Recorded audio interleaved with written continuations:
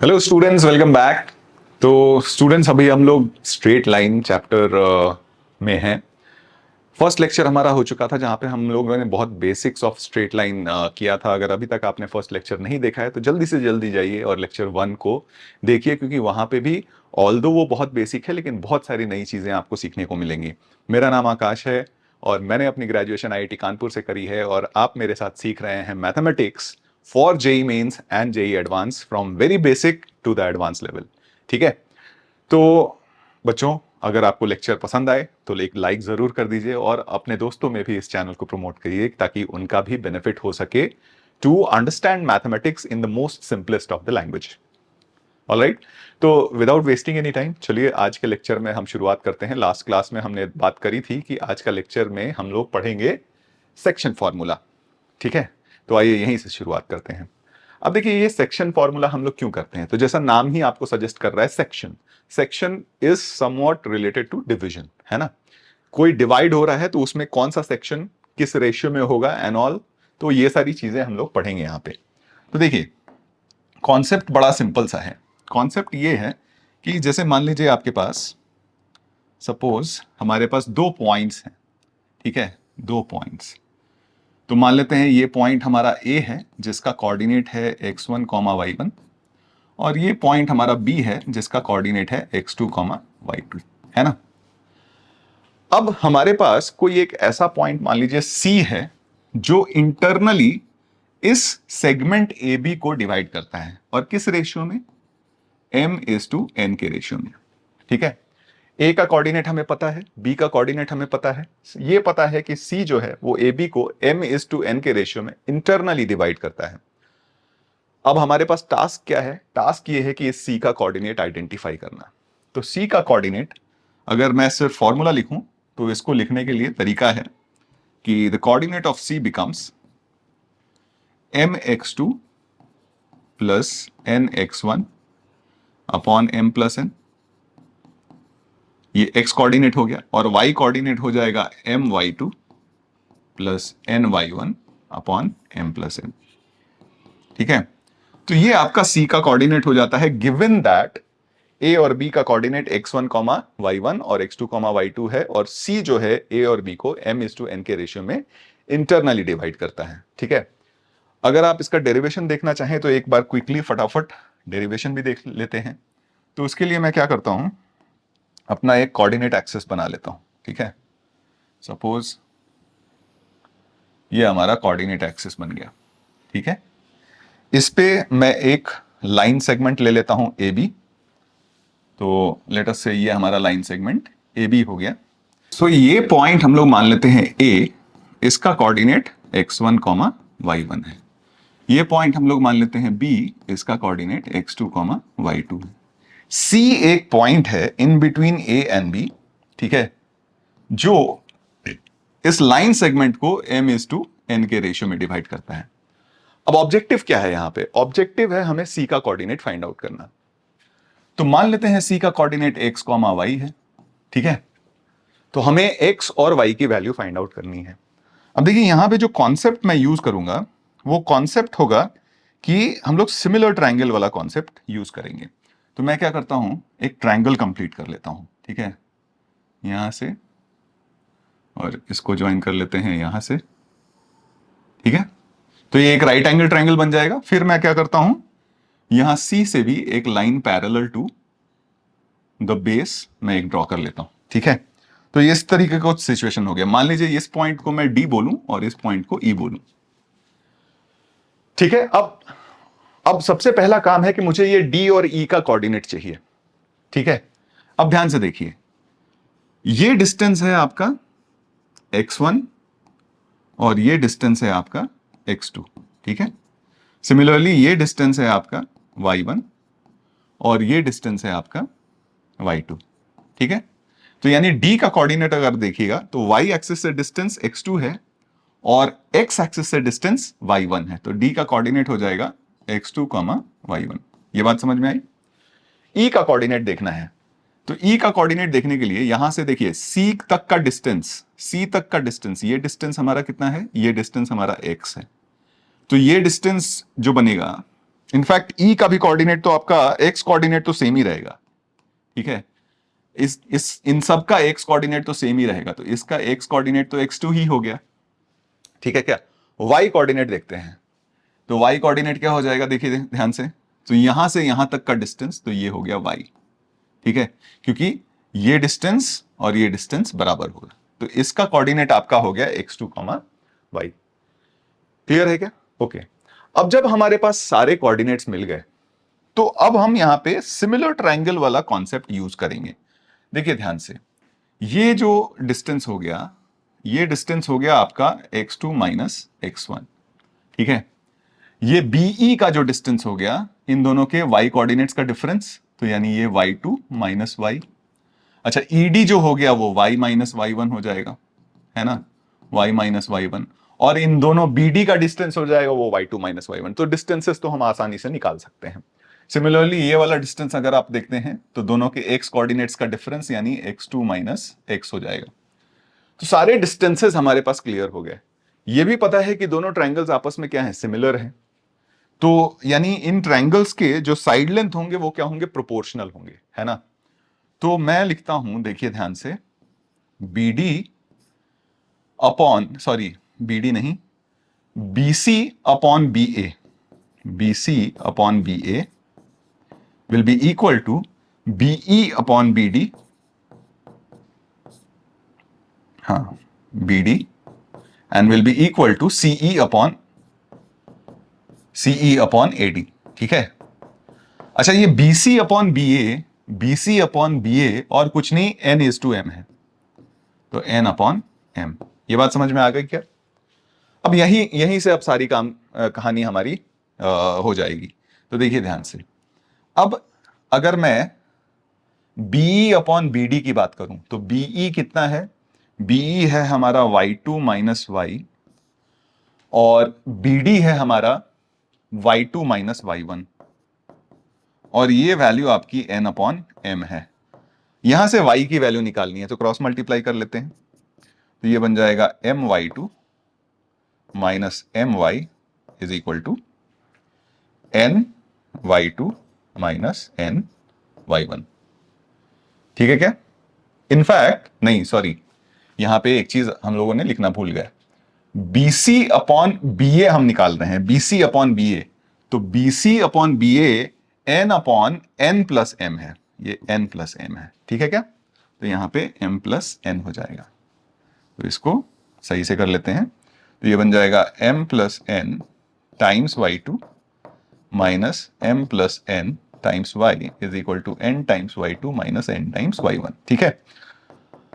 अब देखिए, इसको उस तरफ और उन दोनों को इस तरफ लेके आते हैं, तो इसको इस तरफ लाएंगे तो my2 और ny2 कैंसिल आउट हो गया, तो ये बन गया my2 plus ny1 is equal to m plus ny, ठीक है।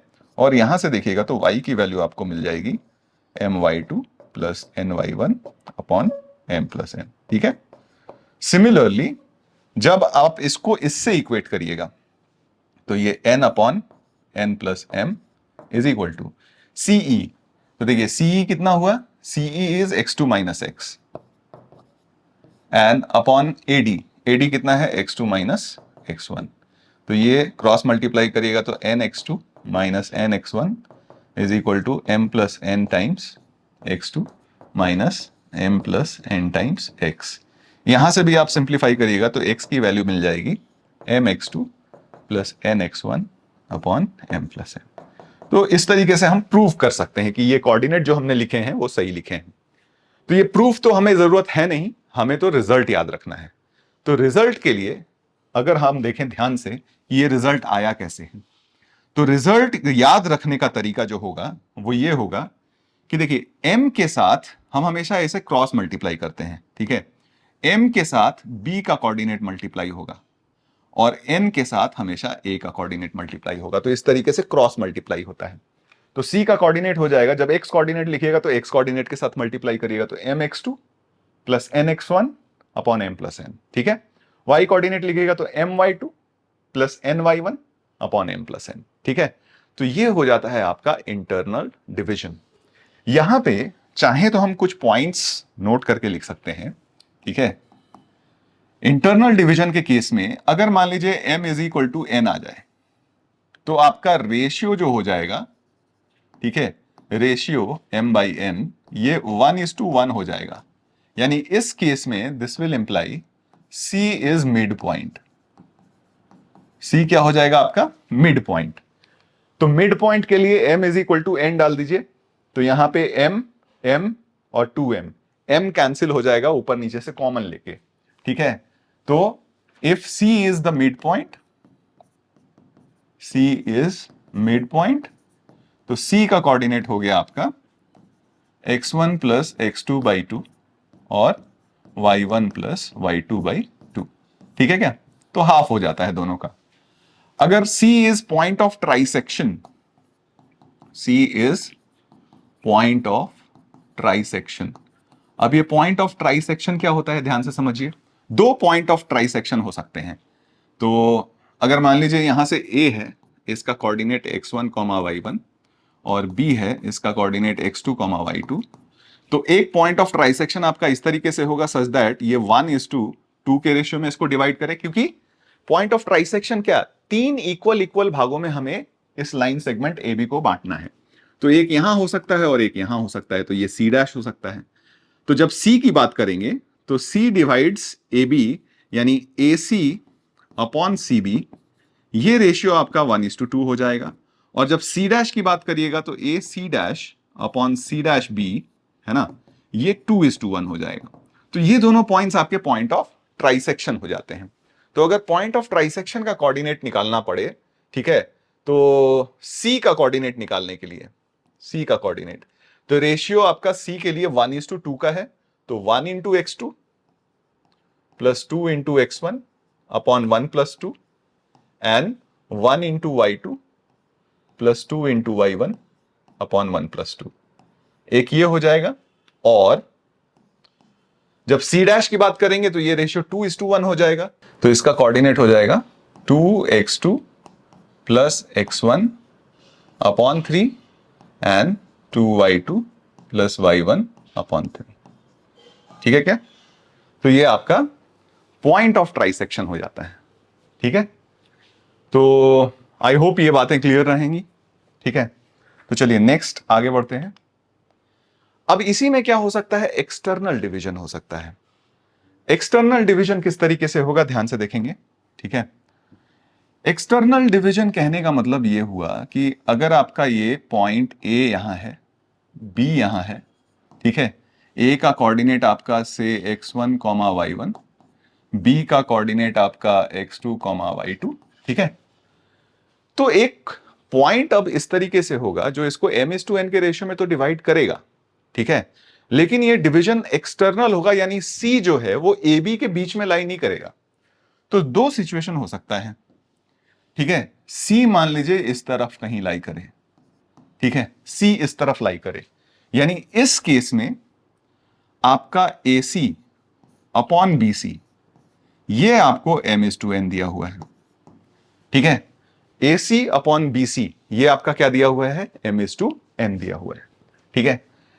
अब हमें क्या करना है, सी का कोऑर्डिनेट निकालना है। तो सपोज सी का कोऑर्डिनेट x, y है, तो हमें x की वैल्यू चाहिए और y की वैल्यू चाहिए। देखिए फॉर्मूला हम डिराइव कर लेते हैं यहां से, फिर मैं आपको रिजल्ट लिखवा दूंगा और याद कैसे करना है ये भी लिखवा दूंगा, ठीक है।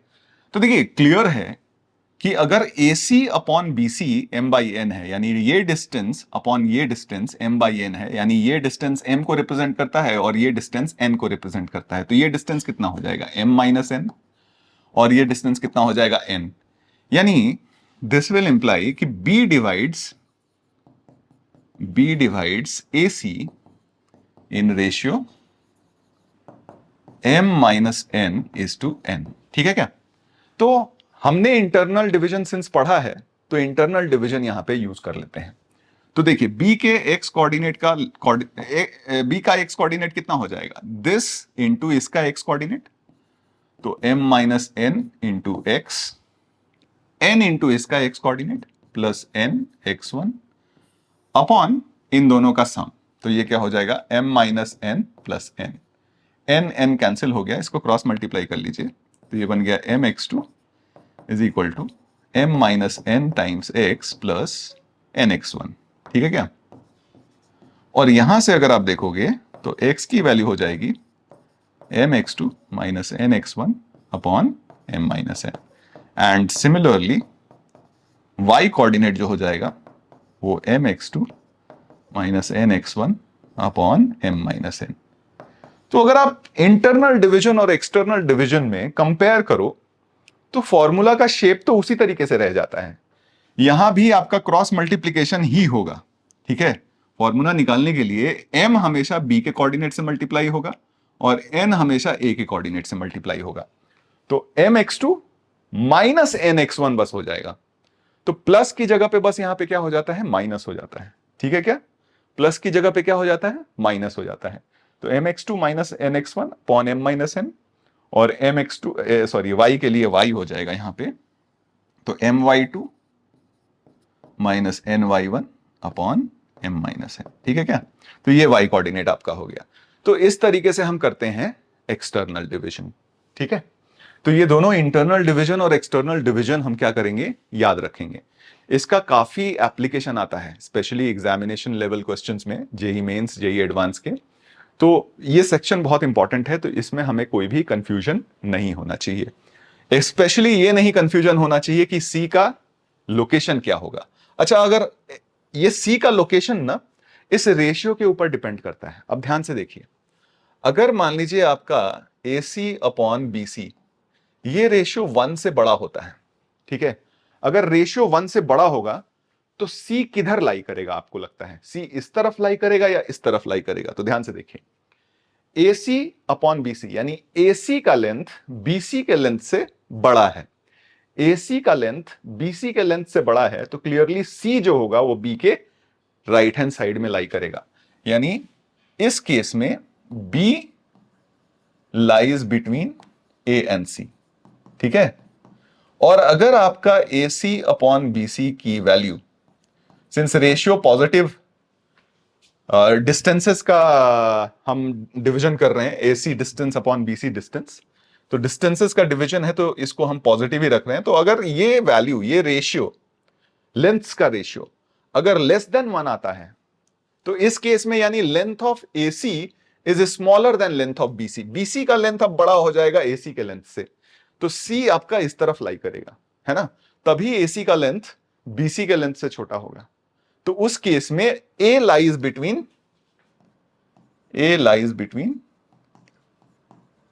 B एंड C, ठीक है क्या? तो ये कंडीशन होता है। अच्छा, एक और चीज हम यहां पे देखें, एक और चीज, ठीक है? अगर हम सिर्फ लेंथ्स की बात कर रहे हैं, ठीक है ना, किस तरीके से मेजर किया है ये हम बात नहीं कर रहे, ठीक है? एक और चीज अगर आप देखिएगा तो डिवीजन के केस में अगर हम इंटरनल डिवीजन लेते हैं, ठीक है, तो यानी A, B और C, चाहे A, C और B ही ले लेते हैं जो हमने कन्वेंशन रखा है, तो A, C और B ये रेशियो m:n है। कहने का मतलब कि आपका AC upon CB is basically m:n, ठीक है? लेकिन यहीं पे अगर आपका सिचुएशन इस तरीके से होता है कि A, B and C and here we have written AC upon CB, ठीक है? अब ध्यान से देखिएगा, यहां पे हम साइन कंसिडर करेंगे। कैसे? यहां पे जो हम लेंथ मेजर कर रहे हैं वो A का C से इस तरफ जाके मेजर कर रहे हैं, C का भी B से इस तरफ जाके मेजर कर रहे हैं। तो दोनों मेजरमेंट्स जो हैं वो सेम डायरेक्शन में है। तो सेम डायरेक्शन में है तो इस केस में ये वैल्यू क्या हो जाती है? आपकी पॉजिटिव हो जाती है। इस केस में अगर ये रेशियो m:n है तो यहां पे देखिए, पहले हमने AC मेजर किया इस डायरेक्शन में जाके और CB मेजर किया इस डायरेक्शन में आके। तो हमने जो लेंथ का मेजरमेंट किया है उन दोनों का डायरेक्शन अलग अलग है। तो AC और CB, तो अगर हमने AC लेंथ पॉजिटिव लिया तो CB लेंथ क्या हो जाएगा? नेगेटिव, अगर डायरेक्शन भी कंसीडर करते हैं तो यहां पे AC का लेंथ और CB का लेंथ दोनों ऑपोजिट साइन के हो जाएंगे। तो यानी ये रेशियो क्या हो जाएगी? इस केस में नेगेटिव हो जाएगी। तो इसीलिए आप देखेंगे कि जो एक्सटर्नल डिवीजन का केस होता है एक्सटर्नल डिवीजन के केस में हमारा रेशियो क्या हो जाता है, नेगेटिव। अब आपको ये बिल्कुल भी परेशान नहीं करेगा ये फॉर्मूला कि यहां नेगेटिव क्यों हुआ था, क्योंकि इस केस में अगर m और n, अगर मान लीजिए इंटरनल डिवीजन के केस में m और n अगर पॉजिटिव इंटीग्रल वैल्यूज हैं, तो अगर AC अपॉन CB पॉजिटिव है इंटरनल डिवीजन के केस में, तो AC अपॉन CB नेगेटिव हो जाएगा एक्सटर्नल डिवीजन के केस में। तो यानी एक पॉजिटिव होगा तो दूसरा नेगेटिव होगा, है ना। तो अगर ये 1 होगा तो ये -3 होगा, या फिर -1 होगा और 3 होगा। तो -1/3 इसको ही इंटरनल डिवीजन की तरह अगर आप अप्लाई करिएगा सेक्शन फॉर्मूला में, तो यही फॉर्मूला आपका बनेगा, ठीक है। तो कुछ पॉइंट्स हमें यहां पे ये याद रखने हैं कि पहला point, external division, internal division में mx2 upon nx, mx2 plus nx1 upon m plus n हो जाता है, सारे प्लस साइन में होते हैं। एक्सटर्नल डिवीजन में ये mx2 minus nx1 upon m minus n हो जाता है। इंटरनल डिवीजन में रेशियो हमारा पॉजिटिव आता है, डायरेक्शन ऑफ मेजरमेंट को अगर हम ध्यान में रखें तो। एक्सटर्नल डिवीजन में रेशियो हमारा नेगेटिव आता है अगर हम डायरेक्शन ऑफ मेजरमेंट को ध्यान से देख के अगर रेशियो निकालें तो, ठीक है। तो ये कुछ बातें हम याद में रखेंगे। ओके, तो अगला कॉन्सेप्ट देखते हैं, हार्मोनिक कॉन्जुगेट। ऑल्दो जेई आपसे नहीं पूछेगा हार्मोनिक कॉन्जुगेट क्या है, लेकिन हम समझ लेते हैं कि हार्मोनिक कॉन्जुगेट क्या होता है। देखिए, if P divides AB internally in the ratio m:n and Q divides AB externally in the ratio m:n, then P and Q are said to be harmonic conjugates of each other। मैं समझाता हूं आपको graph से, drawing से। तो suppose आपके पास ये लाइन सेगमेंट है AB, ठीक है। अब आपके पास दो पॉइंट्स हैं, एक पॉइंट है P और दूसरा पॉइंट है Q। P और Q इस तरीके से पॉइंट दिए हुए हैं सच दैट आपके पास AP अपॉन PB, ये m:n है। कहने का मतलब कि P divides AB internally in the ratio m:n, और Q एक ऐसा पॉइंट है जो इसको एक्सटर्नली m:n के रेशियो में डिवाइड करता है। मेजरमेंट लेंथ का हम सेम रखते हैं, तो यहां पे AQ सेम डायरेक्शन में रखते हैं, अपॉन BQ, ये भी आपका m/n दिया हुआ है, ठीक है क्या। तो ये जो P और Q पॉइंट्स है ना, ये एक दूसरे के हार्मोनिक कॉन्जुगेट बोले जाते हैं। अब आप पूछ सकते हो कि ये हार्मोनिक कॉन्जुगेट ही क्यों बोले जाते हैं, अर्थमेटिक कॉन्जुगेट, ज्योमेट्रिक कॉन्जुगेट ये क्यों नहीं बोले जाते। क्योंकि ये एक खास प्रॉपर्टी फॉलो करते हैं जो हम HP में पढ़ते हैं। यानी कहने का मतलब कि ये तीनों डिस्टेंसेस जो हैं AP, AB और AQ, ये HP में होते हैं, ठीक है। आइए प्रूफ करके देखते हैं कि ये कैसे HP में होते हैं। तो ध्यान से देखिए, सबसे पहले हम देखते हैं हमारे एक्सप्रेशन में कौन कौन से डिस्टेंसेस इन्वॉल्व हैं। तो AP है, PB है, AQ है, BQ है। हमें क्या कौन कौन से डिस्टेंसेस चाहिए, AB चाहिए, AP चाहिए, AQ चाहिए, यानी ये PB नहीं चाहिए और ये BQ नहीं चाहिए। तो ठीक है, PB को हम AB और AP में कन्वर्ट कर लेते हैं। तो यहां से अगर आप देखिएगा तो PB distance is nothing but AB minus AP। तो यहां पे मैं लिख लेता हूं AP upon AB minus AP, ठीक है क्या। और ये आपका m/n है। अब यहां से हम कोशिश करेंगे AP और AB में रिलेशन निकालने का। तो क्रॉस मल्टीप्लाई कर लेते हैं, तो n times AP is equal to m times AB and minus m times AP, ठीक है क्या। इसको इस तरफ ले आइए, तो ये बन जाएगा m plus n times AP is equal to m times of AB। यहां से मैं AB अपॉन AP निकाल लेता हूं, तो AB अपॉन AP जो निकलेगा, ठीक है, इसको इधर ले जाते हैं, इसको इधर ले आते हैं, तो ये बन जाएगा m plus n upon m, ठीक है क्या। ये फर्स्ट रिलेशन आ गया, ठीक है। अच्छा, यहां भी वही काम करते हैं, BQ हमें नहीं चाहिए। BQ के बदले में मैं लिखता हूं AQ माइनस AB, तो ये बन जाएगा AQ upon AQ minus AB, ये आपका m/n हो गया, ठीक है क्या। ये m/n हो गया। क्रॉस मल्टीप्लाई कर लीजिए, तो n times AQ is equal to m times AQ minus m times AB, ठीक है।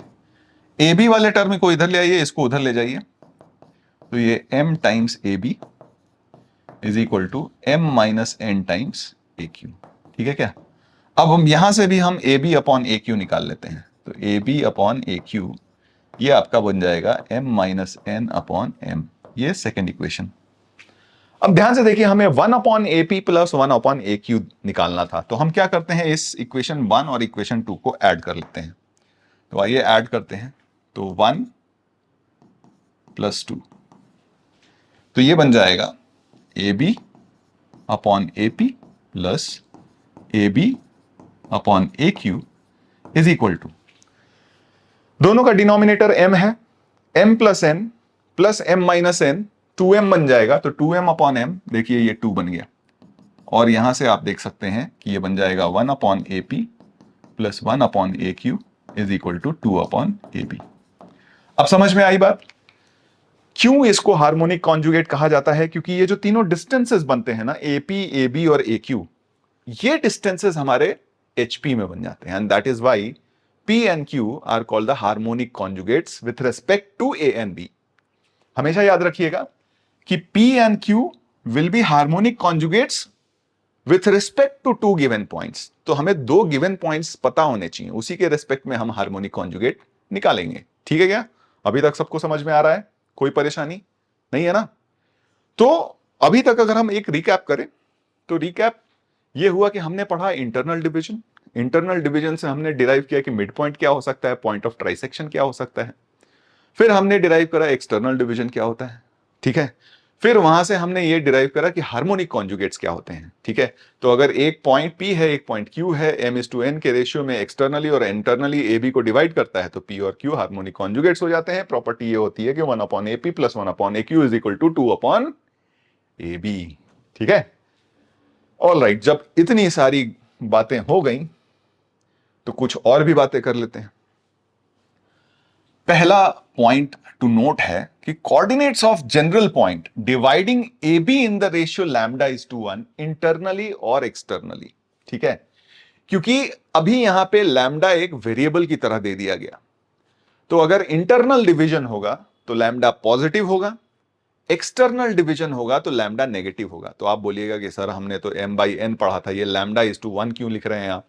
देखिए, किसी भी रेशियो को आप लैम्डा इज टू 1 के फॉर्म में डिवाइड बता सकते हैं। अगर मान लीजिए आपका 2:3 का रेशियो हो, तो इसको मैं लिखूंगा 2/3:1। कोई प्रॉब्लम है? बिल्कुल भी नहीं है। अगर रेशियो मान लीजिए -3/2 आता, तो मैं इसको लिखता -3/2:1। ठीक है, कोई प्रॉब्लम नहीं है। तो any ratio m/n can be represented as lambda is to 1।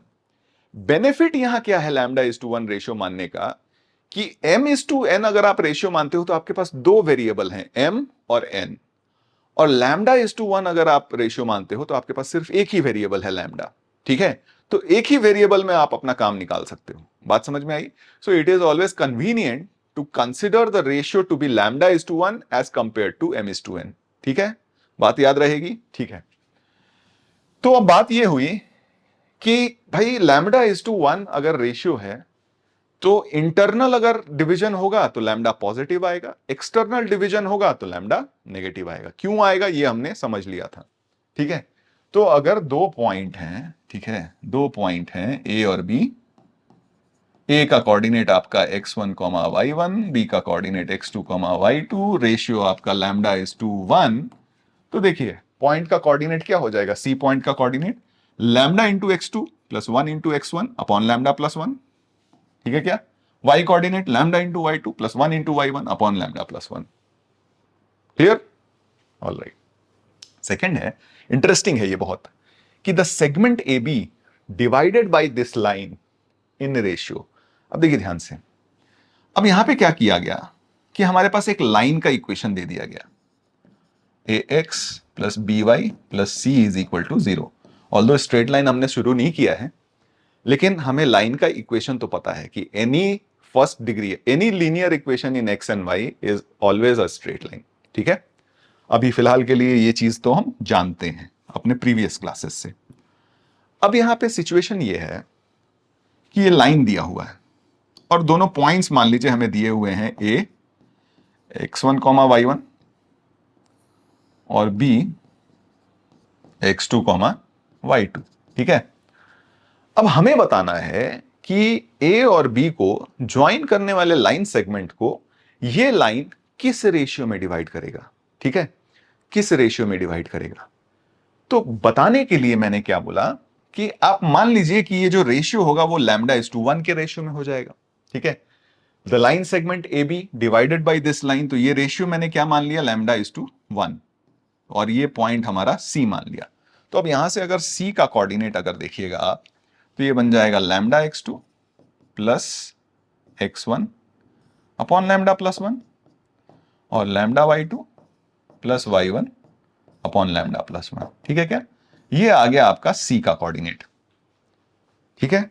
अब अगर सी का कोऑर्डिनेट आपको पता चल गया तो आपको यह भी पता है कि सी जो है इस लाइन पे लाई कर रहा है।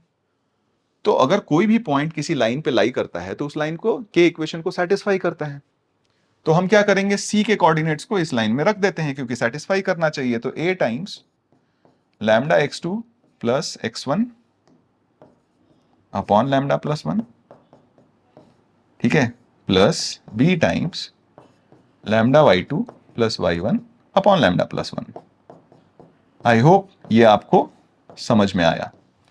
अब बस यहां से क्या करना है, हमको इसको सॉल्व करके लैम्डा की वैल्यू निकाल लेनी है, और वो जो लैम्डा की वैल्यू निकालिएगा वो वैल्यू आपकी ये आ जाती है, ठीक है। इसको मैं हाईलाइट कर देता हूं, ये हम याद रखेंगे, ठीक है। ये लैम्डा का जो रेशियो आ जाता है ये आ जाता है। आप याद रखें तो बहुत अच्छा, नहीं भी याद रखते हैं तो एटलीस्ट आपको वर्किंग पता होनी चाहिए, ठीक है, कि ये हम निकाले किस तरीके से हैं। बड़ा सिंपल सा है, आपको जो रेशियो निकालना है λ/1, तो जो लैम्डा की तरफ वाला सेगमेंट है उसका जो पॉइंट है वो पहले रख दीजिए लाइन में, फिर लैम्डा के ऑपोजिट वाले सेगमेंट का जो पॉइंट है उसमें रख दीजिए, और उन्हीं दोनों का रेशियो आपका फाइनल आंसर है। तो यानी अगर आपके पास ए बी को λ/1 के रेशियो में डिवाइड करना है तो पहले ए का कोऑर्डिनेट हम लाइन में रख देंगे, फिर बी का कोऑर्डिनेट हम लाइन में रख देंगे, तो ये दोनों जो वैल्यूज आएंगी इनका रेशियो का नेगेटिव वैल्यू, ठीक है, हमें फाइनली क्या देगा, वो रेशियो दे देगा। अब यहां पे ना ये λ/1 की वैल्यू ये पॉजिटिव भी हो सकती है, नेगेटिव भी हो सकती है। अगर ये ओवरऑल वैल्यू पॉजिटिव आती है यानी डिवीजन इंटरनल रहा होगा, यानी ये जो लाइन है वो ए बी के बीच में से किसी पॉइंट से क्रॉस करके निकला होगा। और अगर ये वैल्यू नेगेटिव आ जाती है तो ये एक्सटर्नल डिवीजन हुआ होगा। एक्सटर्नल डिवीजन कहने का मतलब कि ये लाइन कहीं इधर होगा और ए बी हमारा सेगमेंट इस तरीके से होगा, यानी ये डायरेक्टली तो इसको इंटरसेक्ट नहीं किया होगा, लेकिन इसको एक्सटेंड करेंगे तब जाके ये किसी पॉइंट सी पे इसको इंटरसेक्ट करेगा। तो this is what external division looks like, ठीक है।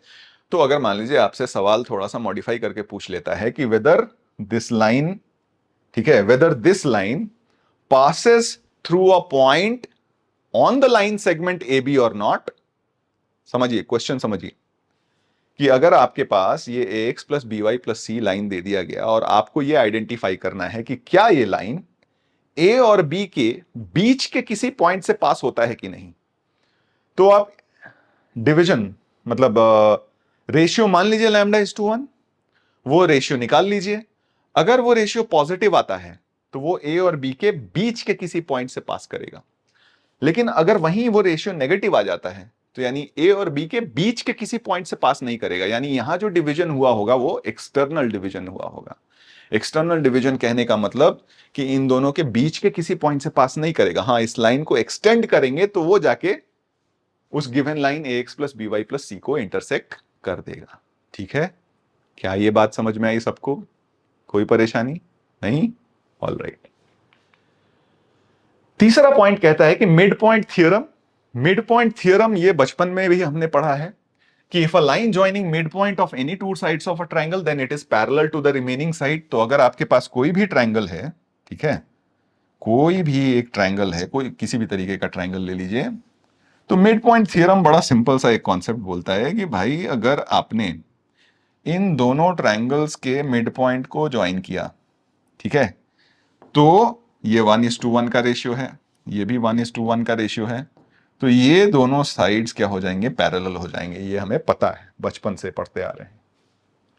Figure formed by joining the mid points of a quadrilateral is a parallelogram. ये भी बड़ा इंटरेस्टिंग सा कॉन्सेप्ट आ गया कि अगर मान लीजिए एक क्वाड्रिलेटरल आप बनाते हो, ठीक है, सपोज ये एक साइड हो गया, ये एक साइड हो गया, ये एक साइड हो गया, ठीक है, और ये एक साइड हो गया। सपोज ऐसा कोई क्वाड्रिलेटरल हमने बना दिया और सबके मिड पॉइंट्स को अगर हम ज्वाइन करेंगे, सबके मिड पॉइंट्स को अगर हम ज्वाइन करते हैं तो ये जो शेप बनेगा, ये शेप क्या हो जाता है, पैरेललोग्राम। ये दोनों, ये इसके पैरेलल और ये इसके पैरेलल। तो figure formed by joining the midpoints of a quadrilateral is a parallelogram. ठीक है। If the diagonals of quadrilateral bisect at right angle, then it is a rhombus. ठीक है। अगर किसी भी quadrilateral का diagonal bisect करता है एक दूसरे को, bisect करना जरूरी है, bisect करता है at right angle, तो वो क्या हो जाएगा, rhombus.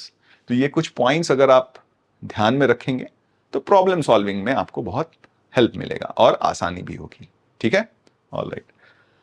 तो अभी तक बहुत सारी थियोरी कर ली, अब इन थियोरी का एप्लीकेशन करना सीखते हैं।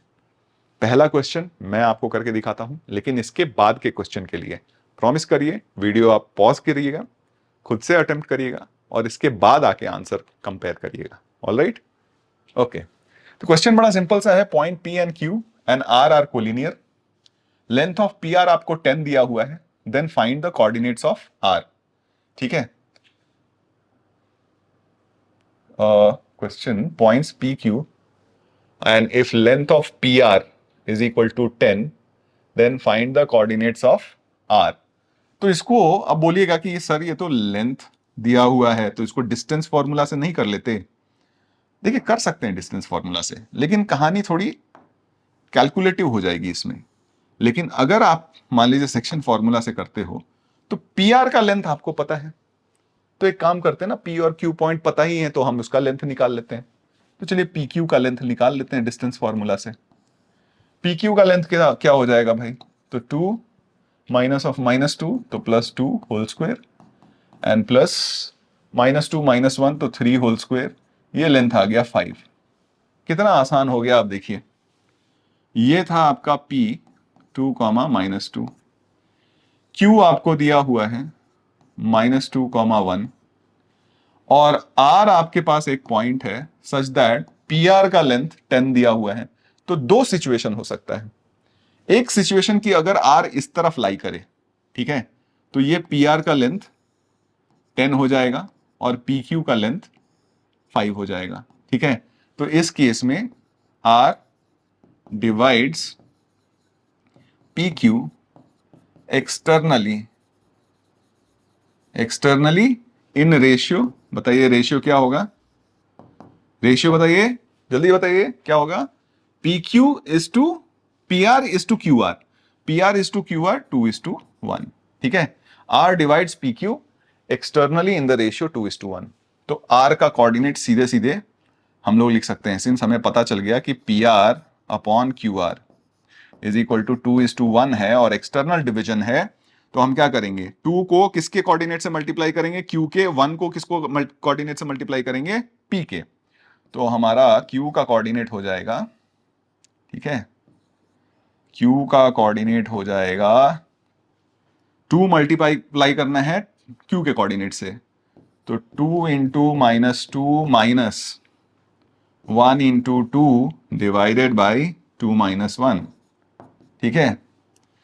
और कॉमा 2 इंटू 1 माइनस 1 इंटू -2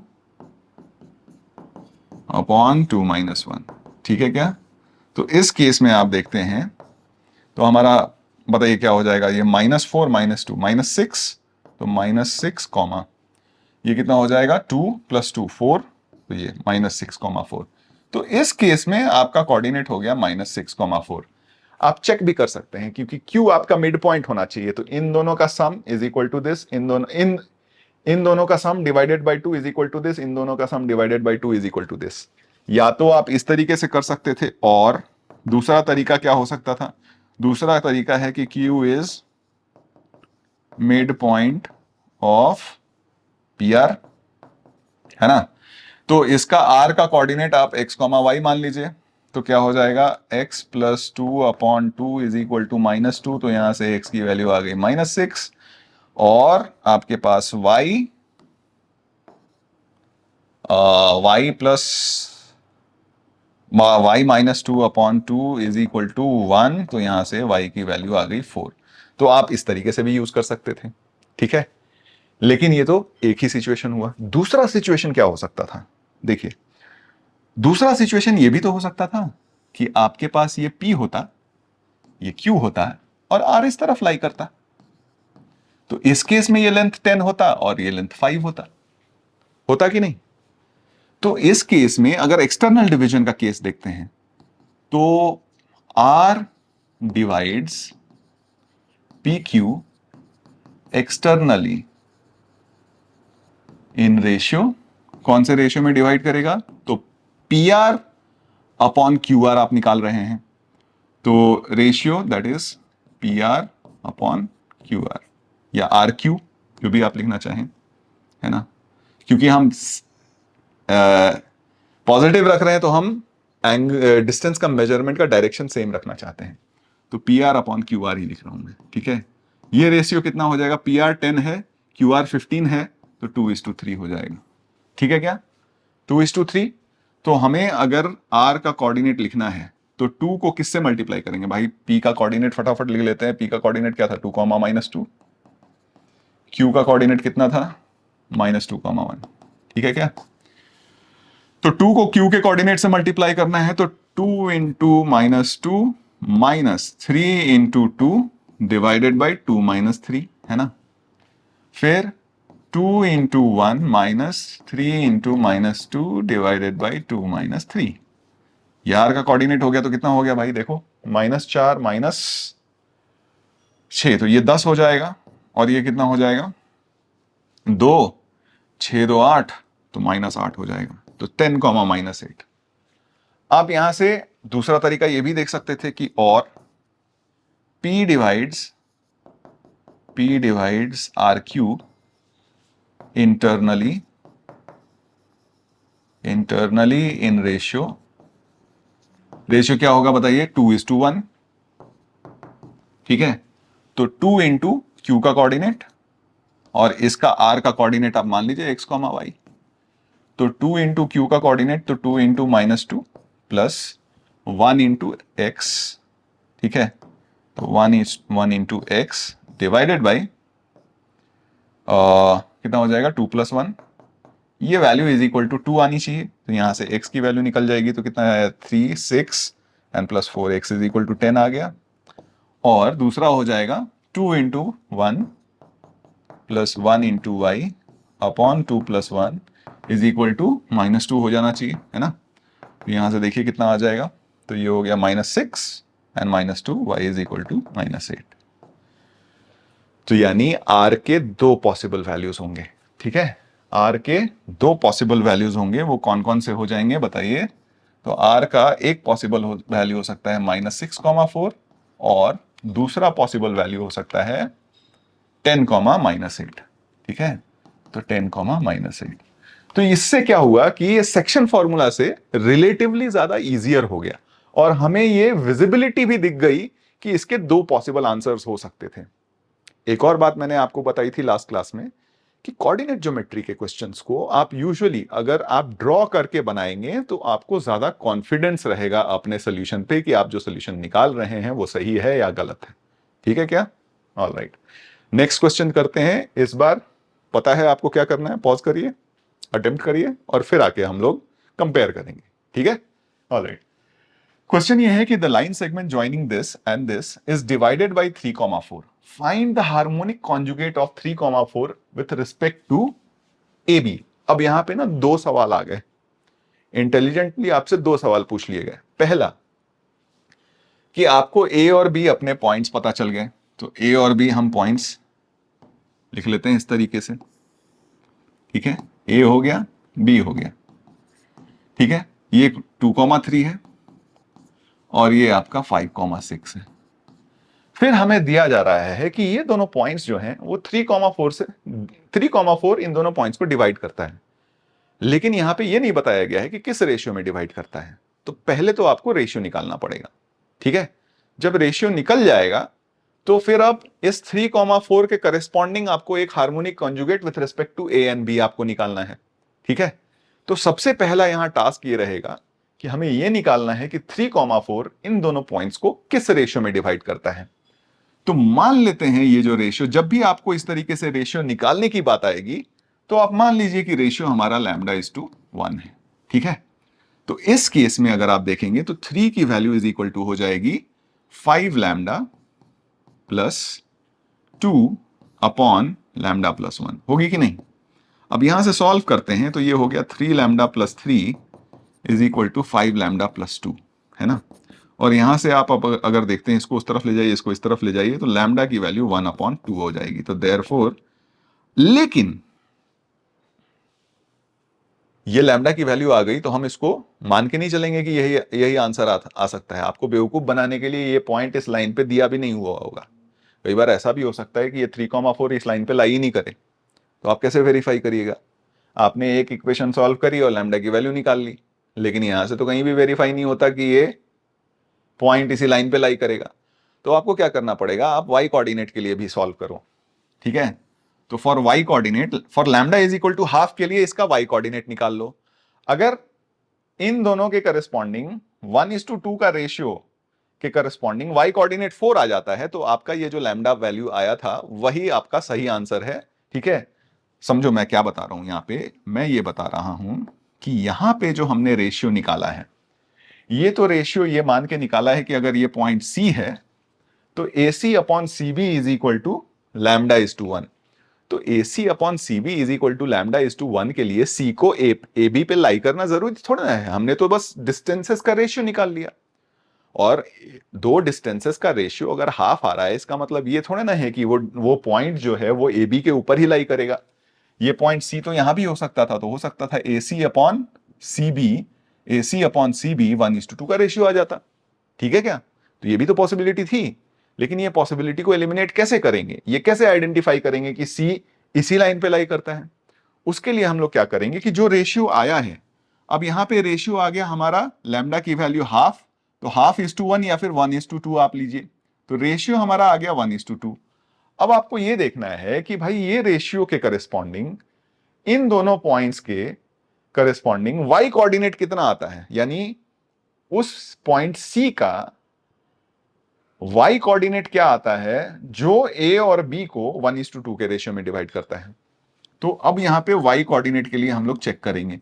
तो वाई कोऑर्डिनेट के लिए चेक करिएगा, तो आप 1:2 के रेशियो में अगर डिवाइड करते हैं तो वो आपका आ जाएगा 1:6 प्लस 2:3, है ना, अपॉन 1+2, ठीक है क्या। तो ये देखिएगा, तो 12/3 4 आ गया, तो ये checks out, this value actually checks out, क्योंकि इसका भी वाई कोऑर्डिनेट 4 ही आया था। तो जब ये यहां से जो लैम्डा, समझो एकदम आराम से समझा रहा हूं, ठीक है। आपने एक्स कोऑर्डिनेट के करस्पॉन्डिंग लैम्डा की वैल्यू निकाल ली। अब ये इंश्योर करने के लिए कि या ये पॉइंट आपके ए बी पे लाई करता है, ठीक है, आपको क्या करना पड़ेगा कि जो भी लैम्डा की वैल्यू आपने निकाली है, यानी जो रेशियो निकाला है, उस रेशियो के करस्पॉन्डिंग उस पॉइंट का वाई कोऑर्डिनेट निकाल लो। तो आप रेशियो के करस्पॉन्डिंग वाई कोऑर्डिनेट निकालो और जो पॉइंट का ओरिजिनल वाई कोऑर्डिनेट दिया हुआ है, अगर ये दोनों सेम होते हैं तो यानी सी आपके लाइन पे लाई करेगा। अगर मान लीजिए ये पॉइंट 3,5 होता, समझिए, अगर ये पॉइंट 3,5 होता तो 3 के करस्पॉन्डिंग एक्स कोऑर्डिनेट के करस्पॉन्डिंग तो अभी भी आपकी लैम्डा की वैल्यू हाफ आती, लेकिन इस रेशियो के करस्पॉन्डिंग जब वाई कोऑर्डिनेट आप निकालते तो वैल्यू 4 आती, लेकिन इस पॉइंट का कोऑर्डिनेट 5 होता, यानी ये जो पॉइंट सी है इस लाइन पे लाई नहीं करता। अब समझ में आई बात, ठीक है, ओके।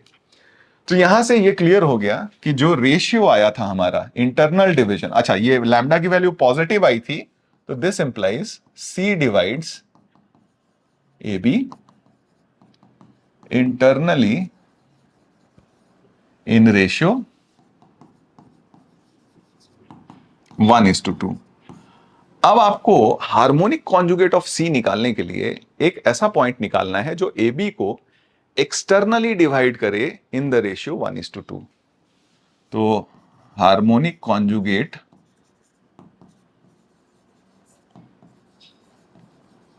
ऑफ सी, मान लेते हैं वो पॉइंट डी है, divides A B externally in ratio 1:2, यानी that is AD upon BD is equal to 1/2 आना चाहिए। ठीक है क्या? तो यानी 1 को आप किससे मल्टीप्लाई करोगे? बी के कोऑर्डिनेट से, और 2 को किससे मल्टीप्लाई करोगे? ए के कोऑर्डिनेट से। तो आपका डी का जो कोऑर्डिनेट आ जाएगा 2 × 2, बस यहीं पे आप माइनस कर दोगे ना, लैम्डा के बदले में हाफ डाल दो और यहां पे माइनस कर दो। ठीक है क्या? तो वो कर लोगे। तो 2 × 2 1 × 3, 2 × 2 -1 × 3 डिवाइडेड बाई 2 - 1। ठीक है, बात समझ में आई? क्योंकि आप 1 को बी के कोऑर्डिनेट से मल्टीप्लाई करोगे, 2 को ए के कोऑर्डिनेट से मल्टीप्लाई करोगे। तो 2 को ए के कोऑर्डिनेट से 2 × 2 -1 × 3 अपॉन 2 - 1, फिर 2 × 3 -1 × 4 अपॉन 2 - 1। तो ये आपका पॉइंट आ जाएगा। ध्यान से देखो, 4 -3 अपॉन 1, तो ये 1 आ गया, और ये हो गया 6 - 4 अपॉन 1, तो 2 आ गया। तो डी का कोऑर्डिनेट आ गया 1, 2। तो जो आपका हार्मोनिक कॉन्जुगेट था of C with respect to A B, वो आंसर क्या हो जाएगा? वो आंसर हो जाएगा 1, 2। ठीक है क्या? आई होप सबका सही आंसर आया होगा। ऑलराइट, आगे बढ़ते हैं। Coordinates of 3 points A B and C are this, find the possible coordinates of D so that the figure formed is a parallelogram. अब यहां पे इंटरेस्टिंग सीन आ गया। आपके पास एक पैरेललोग्राम बनाना है आपको। ठीक है क्या? पैरेललोग्राम, 3 पॉइंट्स आपको दिए हुए हैं, ए, बी और सी। तो आपको पॉसिबल कोऑर्डिनेट ऑफ डी चाहिए सच दैट ये पैरेललोग्राम हो जाए। तो ए का कोऑर्डिनेट आपको मान लीजिए दिया हुआ है 4, 1, बी का कोऑर्डिनेट दिया हुआ है 5, -2, सी का कोऑर्डिनेट दिया हुआ है 3, 7। तो डी का कोऑर्डिनेट क्या होगा? अब आप बोलिएगा कि पैरेललोग्राम है तो इसमें तो स्लोप वगैरह हमें लगाना पड़ेगा, है ना? स्लोप लगा सकते हैं, लेकिन हमने अभी स्लोप पढ़ा नहीं है, हम तो सेक्शन फॉर्मूला पढ़ रहे हैं। तो सेक्शन फॉर्मूला को इसमें कैसे अप्लाई कर सकते हैं? तो पैरेललोग्राम की आपको एक प्रॉपर्टी पता होनी चाहिए, और वो ये होनी चाहिए कि पैरेललोग्राम के जो डायगोनल्स होते हैं वो एक दूसरे को बाइसेक्ट करते हैं। ठीक है क्या? यानी AC का जो मिड पॉइंट होगा वो AB के मिड पॉइंट के बराबर होगा। तो हमारा प्रॉपर्टी ये हो गया कि since diagonals intersect each other, bisect each other, diagonals bisect each other, ठीक है, तो therefore mid point of AC will be equal to mid point of CD, BD।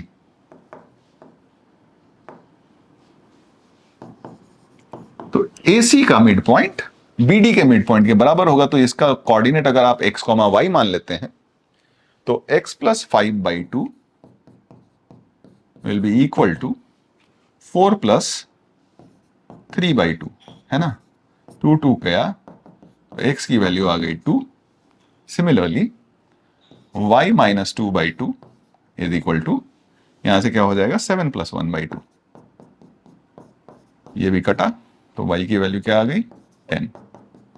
तो देयरफॉर d का कोऑर्डिनेट क्या आ गया? 2, 10। सिंपल। बताइए, कोई परेशानी? सेक्शन फॉर्मूला से कितने आसानी से हो गया। लेकिन उसके लिए बस आपको ये प्रॉपर्टी पता होनी चाहिए थी कि diagonals of a parallelogram bisect each other. ठीक है, ऑलराइट, आगे बढ़ते हैं। क्वेश्चन है कि the mid points of the side of a triangle are this, then find the coordinates of the vertices. मैं क्या काम करता हूं, एक जनरल फॉर्म में बताता हूं और फिर आप अपने आप ट्राइंगल में इसको अप्लाई कर लीजिएगा। देखिए, सपोज ये हमारे पास ट्राइंगल दिया हुआ है, ठीक है? इस ट्राइंगल के मिड पॉइंट्स हमें पता हुआ है। सपोज ये हमारा वर्टेक्स A, B, C, इसका कोऑर्डिनेट हमारा x1, y1, इसका कोऑर्डिनेट x2, y2, इसका कोऑर्डिनेट x3, y3। ठीक है? आई होप आप अटेम्प्ट कर रहे होंगे, पॉज करके अटेम्प्ट कर रहे हो ना? ठीक है, आप पॉज करके पहले अटेम्प्ट करो, फिर बाद में आके सोल्यूशन चेक करना, ठीक है। ऑलराइट, अब यहाँ पे हमें मिड पॉइंट के कोऑर्डिनेट्स सारे साइड्स के दिए हुए हैं। तो मान लीजिए ए बी का मिड पॉइंट दिया हुआ है हमें 1,2 है ना, इसका मिड पॉइंट दिया हुआ है 0,-1 और इसका मिड पॉइंट दिया हुआ है 2,-1, ठीक है क्या।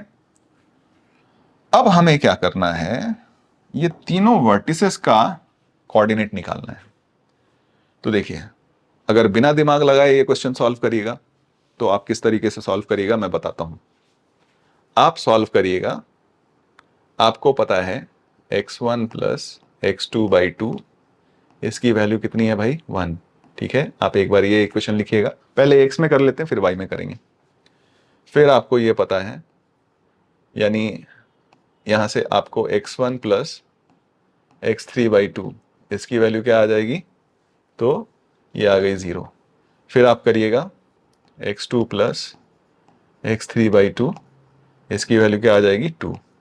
ये 3 इक्वेशन आए, आप इसको सॉल्व करिएगा, ठीक है, सॉल्व करिएगा और आप x1, x1, x2 और x3 की वैल्यू निकालिएगा, ठीक है। आपने एक तरीका ये अपनाया, लेकिन यहां पे आपने दिमाग बिल्कुल नहीं लगाया। अगर दिमाग लगाते तो देखिए ये सवाल मैं कैसे करता, ठीक है, या कोई भी एक इंटेलिजेंट बच्चा कैसे करता। मैं इन दोनों को ज्वाइन कर देता हूं, ठीक है, और इसको ज्वाइन कर देता हूं। मिड पॉइंट थ्योरम से ये इसके पैरेलल हो जाएगा और ये इसके पैरेलल हो जाएगा। तो अगर मैं इसको पी क्यू आर बोलूं तो this P Q R B is parallelogram, होगा कि नहीं बताइए। पी क्यू आर बी क्या हो जाएगा, पैरेललोग्राम हो जाएगा। अब पैरेललोग्राम के 3 वर्टिसेस अगर आपको पता है तो चौथा वर्टेक्स तो अभी अभी हमने निकाला था। प्रॉपर्टी क्या लगाई थी कि mid point of B Q is equal to mid point of P R. Direct आपको बी का कोऑर्डिनेट मिल जाएगा कि नहीं, तो यानी यहां से आपका हो जाएगा P Q R B is a parallelogram, ठीक है क्या, ये पैरेललोग्राम हो गया। तो this implies mid point of B R, ठीक है, आप ऐसे लिख दें, mid point of B Q is equal to mid point of क्या हो जाएगा पी आर, ठीक है। अच्छा, बी क्यू का mid point x2 + 0/2 is equal to 1 + 2/2। तो देखिए ये 2 लिखना तो ऐसे ही फॉर्मेलिटी है, आप डायरेक्ट ही आंसर लिख सकते हैं। डायरेक्ट आंसर हमारा हो जाएगा x2 की वैल्यू 3। यानी हुआ क्या, डायरेक्ट आंसर लिखने के लिए अगर इसका कोऑर्डिनेट आप लिख रहे हैं तो इन दोनों का x कोऑर्डिनेट माइनस इसका x कोऑर्डिनेट, ठीक है। तो इसको एक काम करते हैं ना, एक फॉर्मूले के फॉर्म में लिख लेते हैं। अगर ये एक जनरल क्वेश्चन होता, जनरल, ठीक है, जनरल क्वेश्चन में मान लीजिए इसका कोऑर्डिनेट a1 b1, इसका कोऑर्डिनेट a2 b2 है ना, और इसका कोऑर्डिनेट a3 b3 होता, ठीक है। तो मैं क्या करता हूं कि a1 a2 a3 के फॉर्म में निकाल लेता हूं, आप वहां वैल्यू रख के कर ही सकते हैं। तो डायरेक्ट बताता हूं मैं, b का कोऑर्डिनेट जो हम लिखेंगे, ये कोऑर्डिनेट क्या हो जाएगा, इन दोनों के x कोऑर्डिनेट का सम माइनस ये वाला x कोऑर्डिनेट। तो ये बन जाएगा a1 + a2 - a3। Similarly y coordinate के लिए भी b1 + b2 - b3, सीधे सीधे b का कोऑर्डिनेट। अगर आप c का कोऑर्डिनेट निकालिएगा तो c के कोऑर्डिनेट में इस बार p q c r आपका पैरेललोग्राम बन जाएगा, p q c r, ठीक है क्या। p q c r अगर पैरेललोग्राम बन जाएगा और आपको इसका बताना है तो इन दोनों के x कोऑर्डिनेट का सम माइनस इसका x कोऑर्डिनेट आपका आंसर हो जाएगा, ठीक है। क्योंकि ये वाला आपका पैरेललोग्राम बन गया ना, एक बार बना ही देते हैं, ये पैरेललोग्राम बन जाएगा, दिस इज अ पैरेललोग्राम। तो इन दोनों का x कोऑर्डिनेट्स का सम विल बी इक्वल टू इन दोनों के x कोऑर्डिनेट्स का सम। तो यानी x3 + a1 is equal to a2 + a3 हो जाएगा। तो यानी यहां से x3 की वैल्यू आ जाएगी a2 plus a3 minus a1, ठीक है। Similarly b2 plus b3 minus b1। और अब a का कोऑर्डिनेट आप समझ ही पा रहे होंगे कैसे निकालना है आपको। तो a के कोऑर्डिनेट के लिए इस बार पैरेललोग्राम आपका ये बन जाएगा, ठीक है। तो ऑपोजिट वर्टेक्स का सम माइनस इस वर्टेक्स का सम, तो इस केस में आपका हो जाएगा a3 plus a1 minus a2, b3 plus b1 minus b2। तो ये आपका a, b और c के कोऑर्डिनेट्स आ गए। अब वैल्यूज डाल के आप निकाल सकते हैं, ठीक है। तो this is an intelligent way of solving the question, this is a way of solving the question, and we have to choose the intelligent way of solving the question and not the general way, ठीक है। यही तो पूरा objective है इन सारे lectures का, ठीक है ना। ऑलराइट, आगे बढ़ते हैं। नेक्स्ट क्वेश्चन है 4 पॉइंट्स आर सच दैट, ये प्रॉपर्टी दी हुई है, then prove that the points are vertices of a rectangle. बड़ा सिंपल सा हो गया ये तो। यहां पे आपको पता होना चाहिए कि summation of xi square plus yi square, ठीक है, i is equal to 1 to 4 minus, इन सबको इस तरफ ले आता हूं मैं, minus twice of x1 x3 plus x2 x4 plus y1 y2 and plus y3 y4 is less than equal to 0 आ जाएगा। अब देखिए x1 और x3 साथ में है, तो मैं यहां से लिखता हूं x1 square plus x3 square minus 2x1 x3, चलेगा। x2 x4 साथ में है, तो मैं लिखता हूं x2 square plus x4 square minus 2x2 x4। Similarly y1 y2 साथ में है, तो y1 square plus y2 square minus 2y1 y2 and plus y3 square plus y4 square minus 2y3 y4, और ये वैल्यू आपकी लेस देन इक्वल टू 0 है। सारे के सारे परफेक्ट स्क्वायर बन गए, है कि नहीं। ये आपका बन गया x1 माइनस x3 का whole square plus x2 minus x4 का whole square plus y1 minus y2 का होल स्क्वायर प्लस और y3 माइनस y4 का होल स्क्वायर, ये लेस देन इक्वल टू 0। चार नॉन नेगेटिव क्वांटिटीज का सम लेस देन 0 तो नहीं हो सकता, यानी ये सिर्फ और सिर्फ क्या हो सकता है, इक्वल टू 0 हो सकता है। और इक्वल टू 0 भी तब होगा जब इंडिविजुअली सारे के सारे इक्वल टू 0 हो जाएं। एक बार फिर से समझिएगा, non negative quantity, non negative quantity, non negative quantity, non negative quantity, इनका सम नेगेटिव तो नहीं हो सकता, तो लेस देन 0 तो चला गया। और इसकी मिनिमम वैल्यू क्या होती है, इसकी मिनिमम वैल्यू 0, इसकी मिनिमम वैल्यू 0, इसकी मिनिमम वैल्यू 0, इसकी मिनिमम वैल्यू 0, और इन चारों का सम मिला के 0 आ रहा है। तो ये तो तभी पॉसिबल है जब ये भी 0 हो जाए, ये भी 0 हो जाए, ये भी 0 हो जाए, ये भी 0 हो जाए।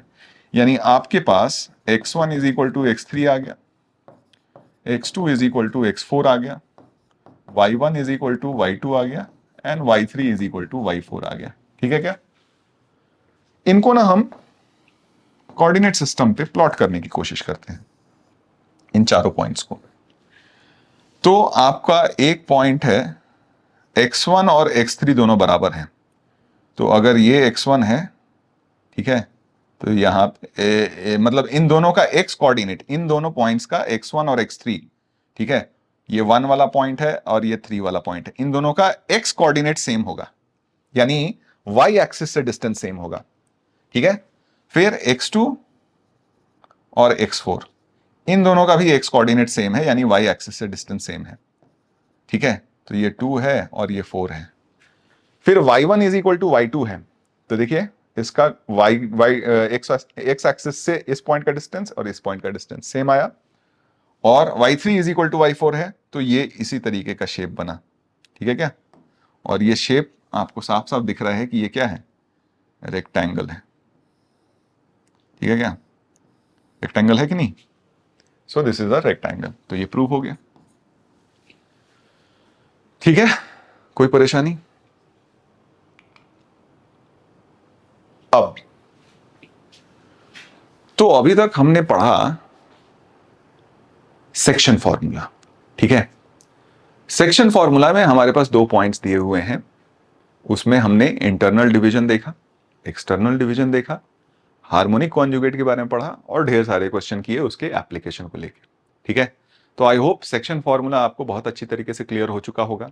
ठीक है, यहां पे नेक्स्ट टॉपिक में बढ़ने से पहले मैं आपको एक चीज सजेस्ट करूंगा, आई होप आप मेरा सजेशन वो मानेंगे। आप लोग एक किताब ले लीजिए, ठीक है, एक बुक जो हम लोग एज अ प्रैक्टिस यूज करेंगे इस लेक्चर्स के करिस्पॉन्डिंग, और वो किताब है S L Loni, S L Loni coordinate geometry. ठीक है क्या, कोऑर्डिनेट ज्योमेट्री।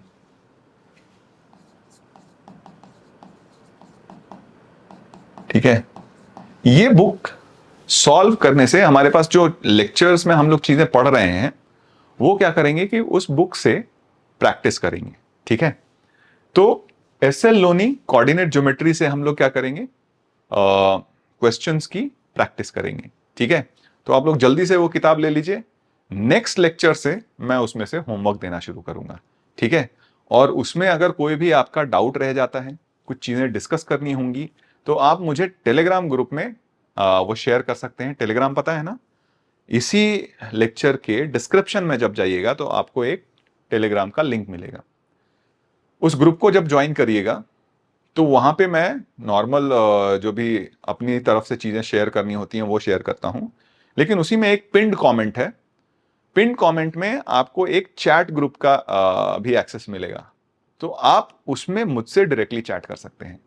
तो आपके अगर कोई भी सवाल नहीं बने एस एल लोनी से तो आप मुझे उस ग्रुप में मैसेज कर सकते हो, मैं उसके करस्पॉन्डिंग आपको सॉल्यूशंस, अगर रिटन सॉल्यूशन से काम चल जाएगा तो ठीक है, नहीं तो मैं वीडियो सॉल्यूशंस भी उसमें पोस्ट कर दूंगा। ठीक है, तो आप लोग जल्दी से जल्दी ये बुक ले लीजिए, नेक्स्ट क्लास से मैं इसमें से होमवर्क देना शुरू करूंगा, क्योंकि अभी हम बहुत बेसिक चीजें ही पढ़ पाए हैं, थोड़ा और पढ़ लेते हैं तो फिर हमारे पास सब्सटैंशियल वर्क होगा करने के लिए। ठीक है, तो नेक्स्ट कॉन्सेप्ट करने से पहले आप किताब जरूर ले लीजिए, नेक्स्ट कॉन्सेप्ट को हम लोग नेक्स्ट लेक्चर में कंटिन्यू करेंगे। ठीक है, तो देखिए मैं यहां पे बहुत आराम से पढ़ाने की कोशिश कर रहा हूं, रीजन बीइंग इंपॉर्टेंट चैप्टर है। अगर बेसिक आपका बहुत अच्छी तरीके से क्लियर हो गया तो आगे के चैप्टर्स में आपको कोऑर्डिनेट में कोई परेशानी नहीं रहेगी, और कोऑर्डिनेट में मैं गारंटी देता हूं कि एग्जामिनेशन में आपका कोई भी सवाल नहीं छूटेगा। ठीक है, अगर आप थॉरली ये लेक्चर्स फॉलो करते रहे तो। अभी तक आपने सब्सक्राइब नहीं किया है तो जल्दी से जल्दी कर लीजिए, क्योंकि चीजें बहुत ही इंटरेस्टिंग होने वाली हैं, आगे जाके देखोगे तो मजा आ जाएगा। ठीक है, कोऑर्डिनेट की फील दिला दूंगा मैं आपको। ठीक है, आपके सामने से आपको दिखेगा कि फिनोमेना हो क्या रहा है। ठीक है, और वो फील जब आ जाती है तो कोऑर्डिनेट में फिर कोई भी सवाल नहीं बचता। ठीक है, तो नेक्स्ट क्लास में इसको कंटिन्यू करेंगे, तब तक के लिए all the best, keep working hard and be happy.